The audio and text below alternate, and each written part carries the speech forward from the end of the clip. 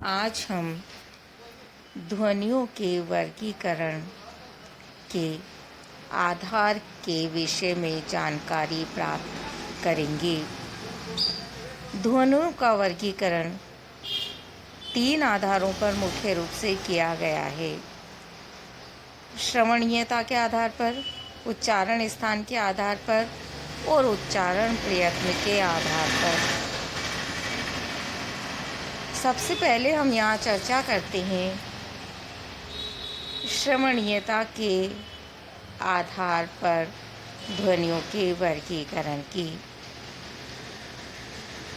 प्रश्न उठता है, श्रवणीयता से क्या तात्पर्य है?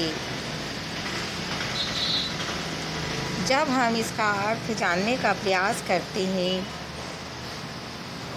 तो श्रवणीयता का अर्थ होता है ध्वनियों या वर्णों के सुने जाने की योग्यता या सामर्थ्य होना।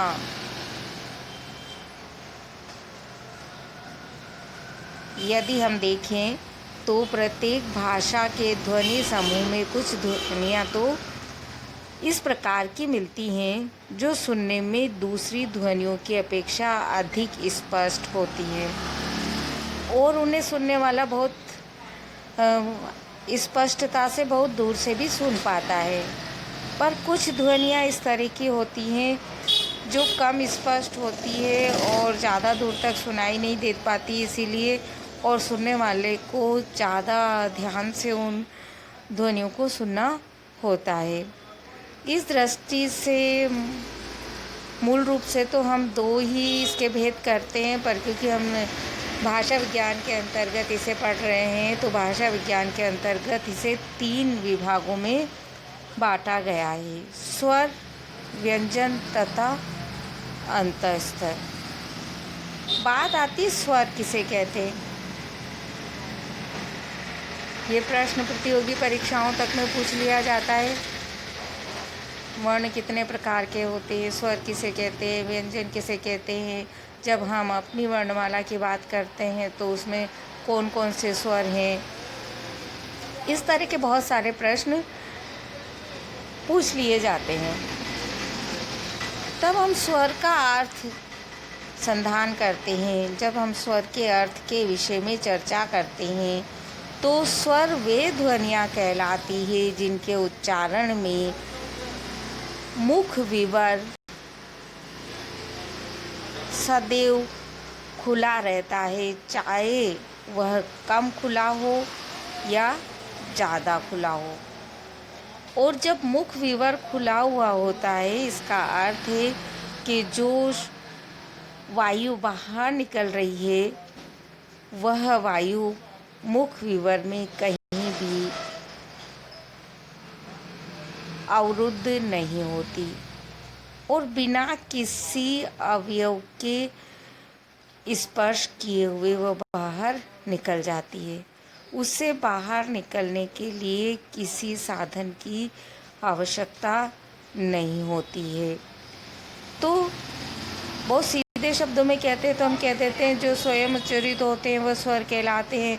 उन्हें किसी मुख विवर के अंदर स्थित स्थान की आवश्यकता नहीं होती है। जैसे जिह्वा आदि जो अंग हैं, जो दूसरे व्यंजन जिन्हें हम पढ़ेंगे, जिनके उच्चारण में उनकी आवश्यकता होती है, उनके उच्चारण में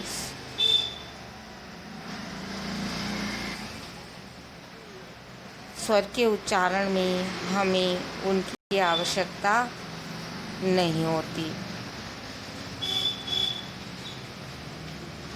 ऐसे वर्ण या ऐसे ध्वनियाँ स्वर कहलाती है।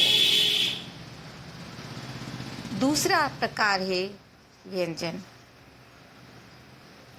व्यंजन किसे कहते हैं? मोटे रूप में हम कहते हैं वे वर्ण या वे ध्वनियाँ जिनके उच्चारण में मुख विवर के अंदर विद्यमान किन्हीं विशेष अंगों के सहयोग की आवश्यकता पड़ती है। वे व्यंजन कहलाते हैं क्योंकि इनके उच्चारण में स्वर तंत्री से बाहर निकलती हुई श्वास वायु मुखविवर, नासिका के संधि स्थल या फिर मुखविवर में कहीं न कहीं अवरुद्ध होकर या संघर्ष करती हुई बाहर निकलती है। व्यंजनों के उच्चारण में जिह्वा, तालु आदि स्थानों का स्पर्श होता है और इसीलिए इन्हें स्पर्श या स्फोट ध्वनियाँ भी कहा जाता है। तीसरा प्रकार आता है अंतःस्थ। श्रवणीयता के आधार पर यह ध्वनि का तीसरा विभाग है और इसका अर्थ होता है कभी कभी कम स्पष्ट ध्वनि के बाद अपेक्षाकृत अधिक स्पष्ट स्वर आ जाता है और जिससे जो पहला स्वर है जो कम स्पष्ट था वह बहुत ही ह्रस्व सुनाई देता है, उच्चरित होता है। वह बहुत नीचा दब जाता है, बहुत ह्रस्व चला जाता है वो। तो इस प्रकार उच्चरित स्वर अंतःस्थ स्वर कहलाते हैं।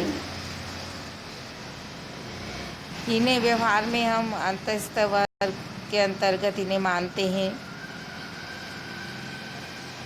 और इन्हें अर्ध स्वर भी कहते हैं। परीक्षा में पूछ लिया जाता है अर्ध स्वर किसे कहते हैं, कौन से वर्ण है।